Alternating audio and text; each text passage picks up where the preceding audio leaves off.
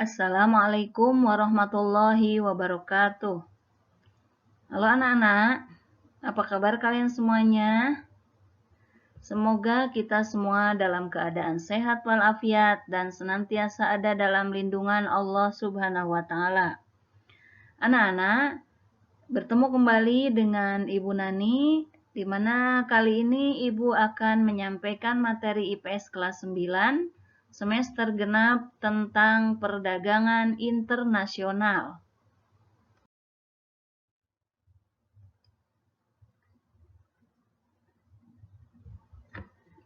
Kompetensi dasar yang akan dibahas dalam pembelajaran kali ini adalah 3.3 menganalisis ketergantungan antar ruang dilihat dari konsep ekonomi, produksi, distribusi, konsumsi, harga, pasar, dan pengaruhnya terhadap migrasi penduduk, transportasi, lembaga sosial dan ekonomi, pekerjaan, pendidikan, dan kesejahteraan masyarakat. Kemudian untuk 4.3 menyajikan hasil analisis tentang ketergantungan antar ruang dilihat dari konsep ekonomi, produksi, distribusi, konsumsi, harga, pasar, dan pengaruhnya terhadap migrasi penduduk, transportasi, lembaga sosial dan ekonomi, pekerjaan, pendidikan, dan kesejahteraan masyarakat.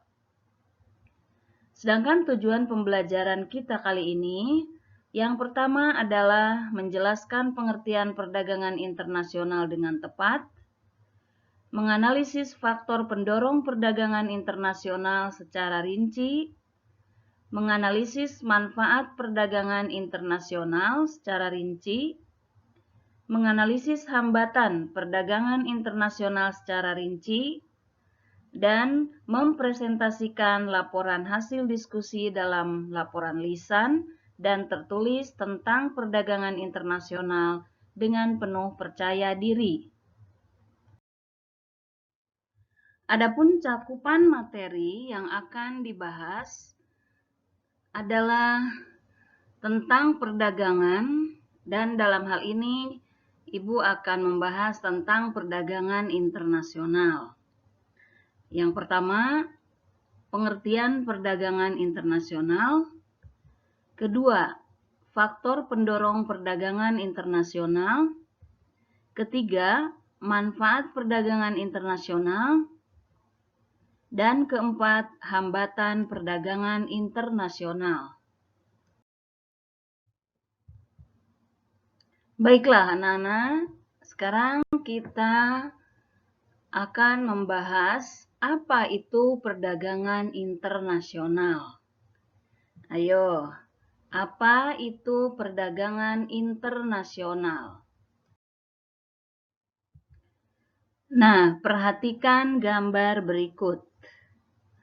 Mungkin kalian pernah melihat aktivitas seperti ini di pelabuhan ya. Di pelabuhan ini adalah aktivitas bongkar muat barang, dan ini merupakan salah satu kegiatan yang dilakukan dalam perdagangan internasional, baik itu kegiatan ekspor atau impor. Tapi dalam hal ini, di sini adalah mengacu atau mengarah kepada kegiatan impor ya, sedang bongkar muat barang dari luar negeri dan kemudian diturunkan dari kapal, diangkut oleh mobil-mobil pengangkut untuk didistribusikan. Nah, ini salah satu kegiatan dalam perdagangan internasional. Nah, sekarang kita akan membahas tentang perdagangan internasional. Yang pertama adalah pengertian perdagangan internasional. Apa itu perdagangan internasional? Jadi perdagangan internasional adalah proses pertukaran barang dan jasa antara dua negara atau lebih dengan tujuan mendapatkan keuntungan atau laba. Nah, di dalam perdagangan internasional itu tadi ada yang disebutkan dengan ekspor. Ekspor adalah mengirimkan atau menjual barang ke negara lain, sedangkan eksportir adalah negara pelaku ekspor. Atau kalau misalnya yang mengekspornya adalah individu, maka eksportirnya adalah orang yang mengadakan atau orang yang mengirim barang atau menjual barang ke negara lain. Nah, ini diantaranya contoh daripada ekspor ya. Ekspor itu kita contohnya misalnya dari dalam negeri, dari Indonesia menjual barang ke luar negeri. Itu ekspor. Sedangkan kegiatan yang berikutnya adalah impor. Impor adalah masuknya barang dari negara lain. Dalam arti ini adalah kita membeli atau mendatangkan barang dari negara lain untuk memenuhi kebutuhan di dalam negeri. Sedangkan pelakunya adalah importir, baik itu pelaku di negara ataupun sebagai individu, maka dikatakan sebagai importir, orang yang mendatangkan atau negara yang mendatangkan atau membeli barang dari luar negeri. Nah, ini contohnya impor. Jadi kita menjual barang dari dalam ke luar. Impor itu mendatangkan atau membeli barang dari luar negeri ke dalam negeri. Selanjutnya, yang kedua, apa faktor pendorong terjadinya perdagangan internasional? Ya, kita lihat. Jadi faktor perdagangan internasional atau faktor yang mendorong terjadinya perdagangan internasional. Nah, faktor pendorong perdagangan internasional yang pertama adalah perbedaan SDA atau sumber daya alam ya. Perbedaan sumber daya alam. Nah, dalam hal ini adanya perbedaan sumber daya alam, misalnya Indonesia adalah negara yang menghasilkan karet ya, penghasil karet. Sedangkan Jepang tidak bisa menghasilkan karet, dan Jepang adalah negara industri. Dalam hal ini Jepang dapat membuat produk-produk yang berbahan dasar atau berbahan baku karet, sementara Jepang tidak menghasilkan karet. Nah, Indonesia menghasilkan karet. Maka ini bisa terjadi kerjasama antara Indonesia dengan Jepang, misalnya Indonesia mengekspor karet ke Jepang, dan nanti sebagai timbal baliknya Indonesia pun mengimpor barang-barang elektronik dari Jepang. Nah, ini karena adanya perbedaan sumber daya alam, maka terjadilah perdagangan antara dua negara, contohnya yaitu antara Indonesia dengan Jepang. Indonesia mengekspor karet ke Jepang dan Indonesia mengimpor elektronik dari Jepang. Selanjutnya, perbedaan sumber daya manusia. Nah, dalam hal perbedaan sumber daya manusia, karena perbedaan sumber daya alam dapat atau ketersediaan sumber daya alam ini memerlukan daya dukung dan kemampuan sumber daya manusia.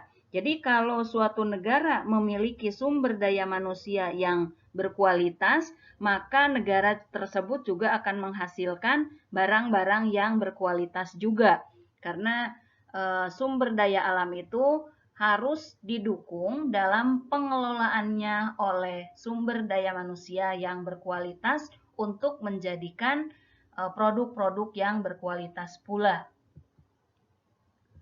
Selanjutnya, perbedaan IPTEK, ilmu pengetahuan dan teknologi. Jadi, negara-negara yang memiliki atau menguasai ilmu pengetahuan dan teknologi akan mampu memproduksi barang dan jasa yang lebih banyak, lebih bermutu dan efisien dibandingkan dengan negara yang kurang memiliki kemampuan ilmu pengetahuan dan teknologinya. Selanjutnya, perbedaan budaya. Jadi perbedaan budaya suatu negara juga akan sangat mempengaruhi barang yang dihasilkan. Misalnya nih, Indonesia menghasilkan seni ukir dan batik. Nah, seni ukir dan batik ini merupakan daya tarik sendiri bagi negara lain untuk membeli barang dari Indonesia. Begitu juga misalnya ada keramik ya. Keramik dari Cina juga mempunyai daya tarik tersendiri. Nah, ini adalah mengenai perbedaan budaya. Sedangkan perbedaan yang lainnya adalah kita akan lihat di berikutnya ya.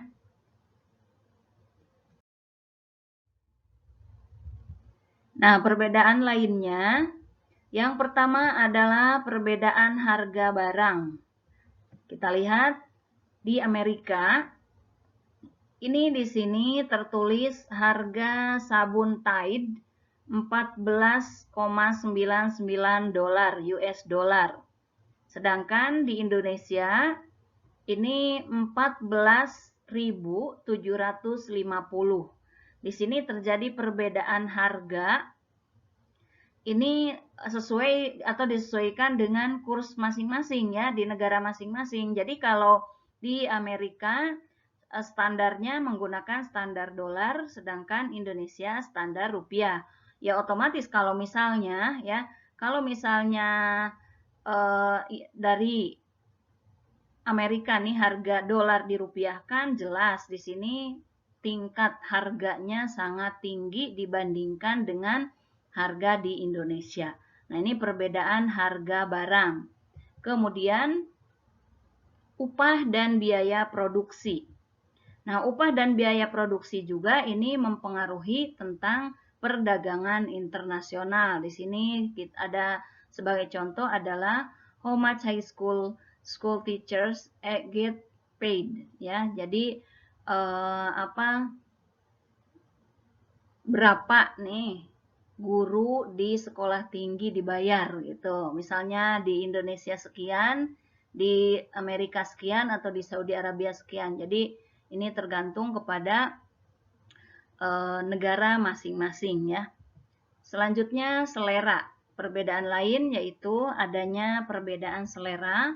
Yang pertama, ini ada orang yang memiliki selera kalau makannya itu di warung-warung tradisional, dan ada juga yang makanannya dari gerai-gerai internasional.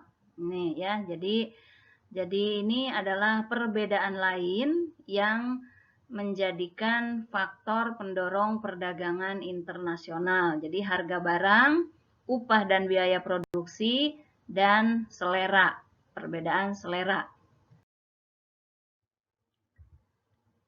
Nah, selanjutnya apa sih manfaat yang diperoleh suatu negara dari adanya perdagangan internasional? Apa manfaatnya? Ayo. Ayo, sekarang kita lihat manfaat perdagangan internasional. Yang pertama adalah setiap negara dapat memenuhi kebutuhan akan barang dan jasa. Ya, jadi karena adanya perbedaan tadi, perbedaan sumber daya alam, perbedaan sumber daya manusia, dan perbedaan yang lainnya, maka di sini ada manfaat perdagangan internasional, yaitu setiap negara dapat memenuhi kebutuhan akan barang dan jasa. Yang kedua, setiap negara dapat menciptakan spesialisasi produk. Yang ketiga, mudah mendapatkan barang dengan harga murah. Yang keempat, mendorong kegiatan produksi. Yang kelima, meningkatkan hubungan persahabatan antar negara.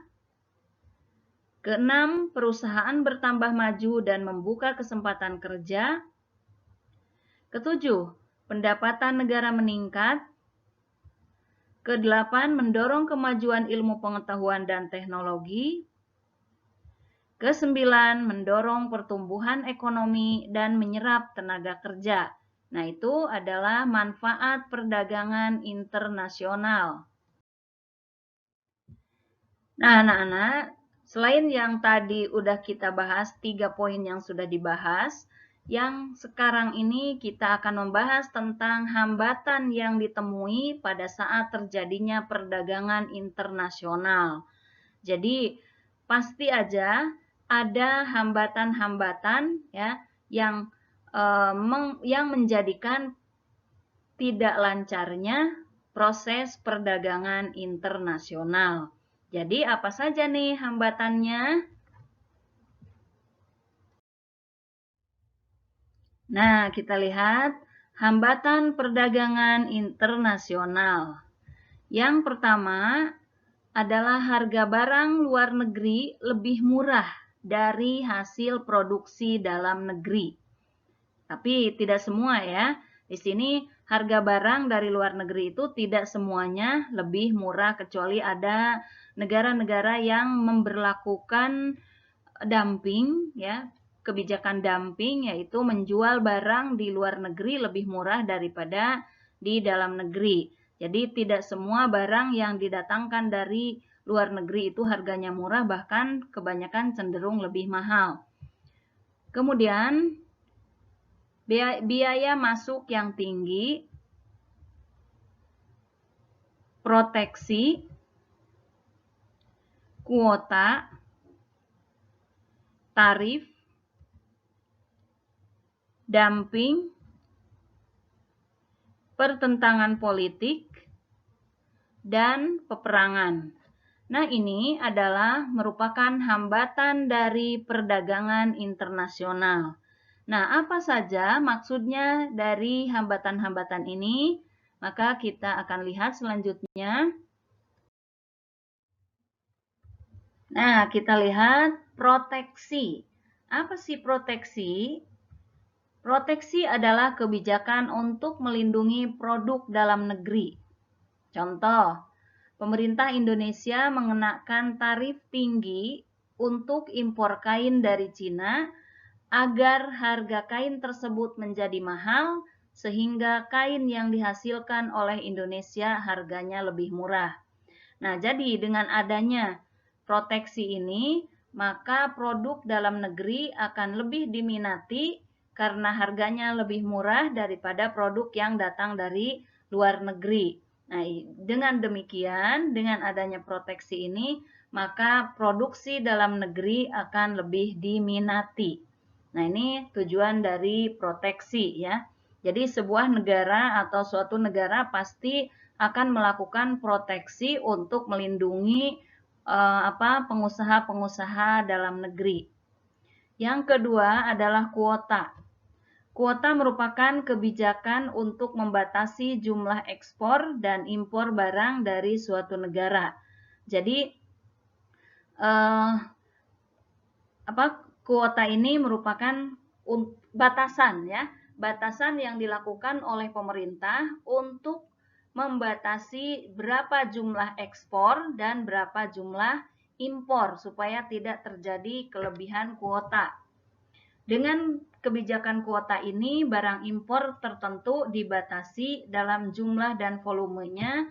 Nah, ini tujuannya supaya apa? Supaya produk yang datang dari luar negeri ini tidak membludak, tidak membanjiri pasar dalam negeri. Kenapa? Karena barang-barang yang didatangkan dari luar negeri itu tidak semuanya tidak bisa diproduksi di dalam negeri. Ada kalanya pemerintah mengimpor itu karena apa? Karena di dalam negeri atau produk dalam negeri tidak bisa memenuhi kebutuhan seluruhnya masyarakat di dalam negeri, sehingga memaksakan atau terpaksa kita harus mengimpor ya, karena kebutuhan di dalam negeri tidak terpenuhi oleh apa yang dihasilkan oleh dalam negeri, sehingga diharuskan atau solusinya adalah dengan mengadakan impor. Akan tetapi di sini kuotanya harus dibatasi. Supaya apa? Supaya produk dalam negerinya masih dapat produk dalam negerinya dipenuhi dan kekurangannya dipasok oleh produk luar negeri dengan cara impor, akan tetapi produk impornya harus dibatasi supaya apa? Supaya tidak mematikan barang-barang yang dihasilkan di dalam negeri tadi. Nah, contohnya ini kuota produksi batu bara langgar RPJMN 2015 sampai 2019.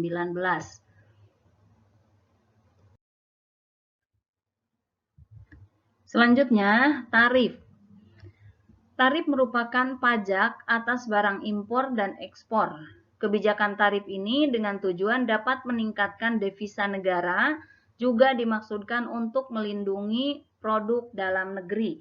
Jadi dengan adanya tarif ini ya, maka devisa negara akan bertambah, kemudian juga barang-barang produk dalam negeri juga akan terlindungi karena tidak membludaknya ya, atau tidak karena pasar dalam negeri itu tidak dipenuhi oleh produk luar negeri sehingga produk dalam negeri terlindungi. Nah, itu adanya tarif. Kemudian adanya politik dumping atau kebijakan dumping, yaitu kebijakan menjual barang di luar negeri lebih murah daripada di dalam negeri. Nah, ini yang menjalankan politik ini adalah diantaranya negara Cina ya. Negara Cina ini menjual barang ke luar negeri lebih murah daripada di dalam negerinya. Makanya banyak kita temukan di negara-negara, contohnya di sini juga di Saudi Arabia, kemudian di Indonesia juga banyak produk-produk Cina yang harganya lebih murah daripada produk di dalam negeri. Kebijakan ini tujuannya untuk meningkatkan devisa negara. Nah, kemudian politik dumping ini dampaknya apa? Dampaknya adalah bangkrutnya industri barang dalam negeri. Kemudian terjadi banyak pengangguran, ya karena bangkrut industri dalam negeri otomatis banyak terjadi pengangguran. Kemudian pemutusan hubungan kerja. Ya, pemutusan hubungan kerja ini tadi ini semuanya berkaitan ya. Bangkrutnya industri barang dalam negeri, kalau bangkrut maka terjadi PHK, dan dengan adanya PHK maka akan menimbulkan banyak pengangguran. Alasan yang dilakukan untuk politik dumping ini adalah mengembangkan pasar, adanya peluang, dan mempersiapkan kesempatan bersaing. Nah, ini adalah di antara hambatan-hambatan perdagangan internasional. Hambatan yang terakhir yaitu peperangan, ya. Otomatis kalau sebuah negara sedang terjadi perang, maka proses penyaluran barang dari sebuah negara ke negara tersebut akan terhambat karena ketidakamanannya ya, keadaan di negara tersebut ya. Lain halnya dengan negara yang sedang aman, yang tidak terjadi pertentangan atau peperangan, maka perdagangan antar negara atau dengan beberapa negara akan terjadi kelancaran atau akan lancar tanpa ada hambatan apa-apa. Nah, inilah anak-anak yang Ibu bisa jelaskan tentang perdagangan internasional. Mudah-mudahan apa yang Ibu jelaskan dapat menambah wawasan kalian tentang perdagangan internasional, pengertiannya, faktor pendorongnya, manfaatnya, dan hambatannya. Nah, setelah ini nanti kalian Ibu tugaskan untuk mempresentasikan ya tugas dari Ibu yang akan diberikan pada akhir pembelajaran ini.